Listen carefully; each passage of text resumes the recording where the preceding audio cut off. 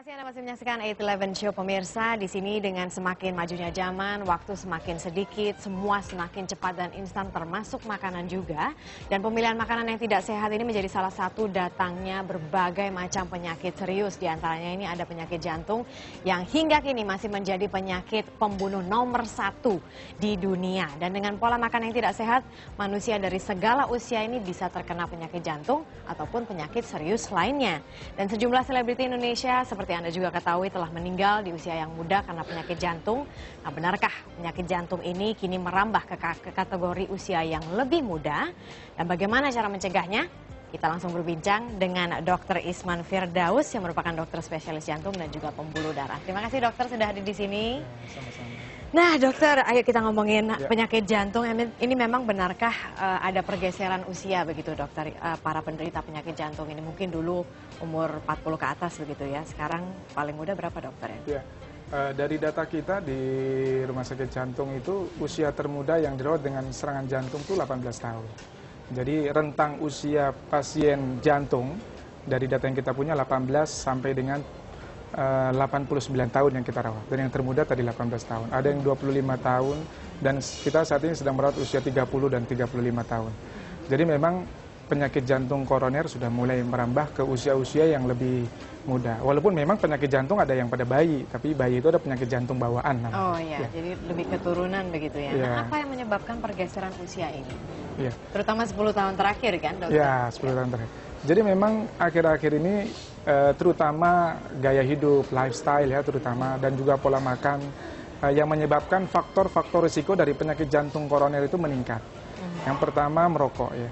Jadi banyak anak-anak muda yang kita tahu ada yang masih muda udah merokok SD, SMP, dan itu menjadi salah satu faktor risiko untuk terjadinya penyakit jantung koroner.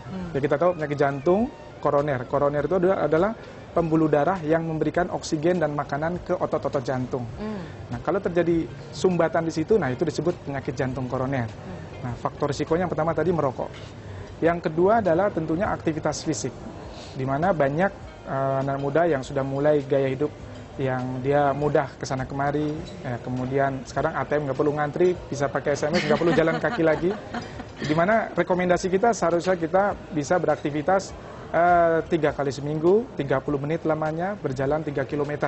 Itu rumusnya 3 ya, jadi 3 km, 3 kali seminggu, 30 menit sehari. 3 km, 3 kali seminggu, 30 menit sehari. Ya, jadi itu minimal yang aktif, dan itu jarang dan mungkin hampir tidak tercapai pada anak-anak muda yang sekarang. Selanjutnya adalah mengenai porsi makan, di mana diharapkan dalam makanan yang terbaik adalah kita makan yang bervariasi. Makan bervariasi artinya ada sayur, ada buah. Hari ini makannya sayur lodeh, besok sayur asem, besok. Jadi harus variasi. Besok ada telur, ada tempe dan seterusnya. Dimana anak muda sekarang hari ini fried chicken, besok fried chicken, besok fried chicken lagi, fast food, burger, hamburger dan sebagainya. Yang terus monoton, dan tentunya akan budaya memakan makanan yang monoton ini akan memberikan risiko tersendiri karena kolesterol, kadar gula juga tidak terkontrol dengan makanan yang monoton. Yang seharusnya kita hukumnya 5, ada 5 porsi buah dan 5 porsi sayur sehari. 5 porsi buah dan 5 porsi sayur sehari, ya. Oke. Dan kemudian tekanan darah. Dengan konsumsi makanan yang monoton tersebut, tentunya kadar garam tidak terkontrol, akhirnya tekanan darah naik. Kita harapkan tekanan darah orang normal itu di bawah 140. Untuk sistoliknya, diastoliknya di bawah 90 mm air raksa. Dengan kadar garam yang meningkat, tentu tekanan darah akan naik. Selanjutnya adalah kadar kolesterol. Kadar kolesterol yang tentunya dulu untuk terjadi penyakit jantung umur 50-60, karena untuk semakin pendapatan makin tinggi di usia muda sekarang. Gitu ya? Anak muda banyak jadi manajer, 30 tahun udah jadi manajer ya. Udah jadi pejabat umur 25, 30. Dulu untuk jadi manajer pejabat umur 60, bisa makan enak umur 60, 50. Sekarang mulai bergeser. Itu yang saya rasa menjadi tren untuk mulai bergesernya penyakit-penyakit kardiovaskuler. Penderita penyakit jantung di Indonesia berapa persen dokter? Dibandingkan misalnya dengan Amerika begitu, negara yang kita tahu ya source-nya atau sumber junk food di sana gitu. Dari data dari riset kesehatan dasar Departemen Kesehatan tahun 2010, insiden dan prevalensi dari penyakit jantung koroner 7,2%. Kalau kita bandingkan di Amerika Serikat tahun 2010 itu 6,7%. Jadi kita masih lebih tinggi dibandingkan Amerika Serikat. Kok bisa, dokter? Pada saat tahun 1970, penyakit jantung koroner sudah ditetapkan sebagai pembunuh nomor 1 di negara maju. Saat itu negara berkembang masih berkutat dengan penyakit infeksi. Jadi negara-negara maju seperti Amerika, Eropa itu akhirnya mereka saat itu mulai berkampanye untuk melakukan pencegahan penyakit jantung.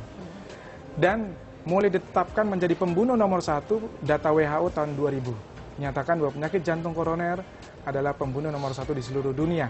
Tidak hanya di negara maju dan mulai merambah ke negara-negara berkembang atau yang sedang berkembang.